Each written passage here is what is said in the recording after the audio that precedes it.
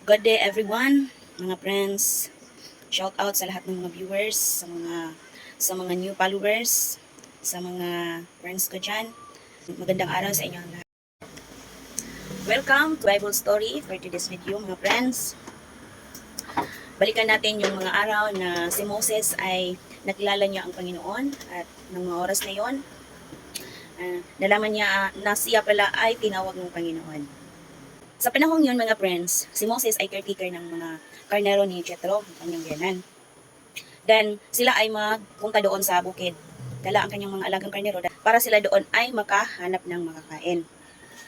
Then sila ay nakarating doon sa Horeb, ang banal na bukid ni Lord. Yung sabi ko sa last video, pupunta sila doon sa banal na bukid ni Lord. And then, mga friends, doon sa bukid, while na nagpakain siya sa kanyang mga alaga, may nakita siya doon na kakaiba. Burning bush, mga friends. Pero wala siya masunog. Nagsigaw lang siya. So, katingalahan, mga friends. Tingalahan. Then, nais ni Moses na lapitan ito, yung kahoy na nagsiga.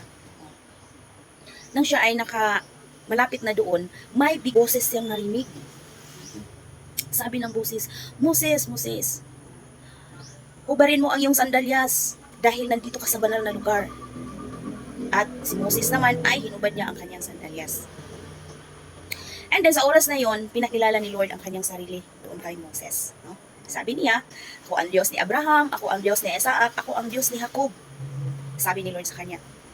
At sinabi rin ni Lord kay Moses ang kanyang purpose, bakit siya ay nagparamdam kay Moses sa oras na yon.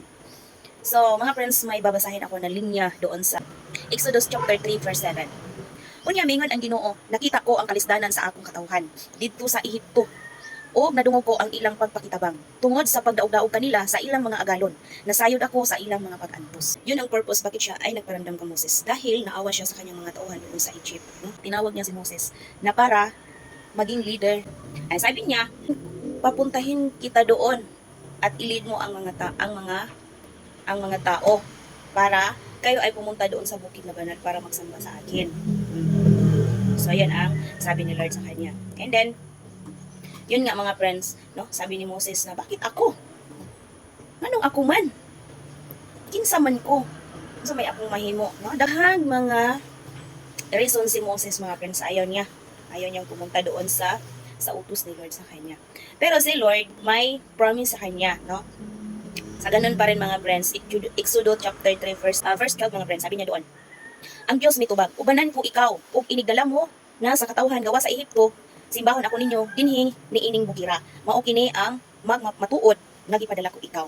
Mga friends, so, ang promise ni Lord diyan mga friends na kanyang samahan si Moses, hindi niya papabayaan, no?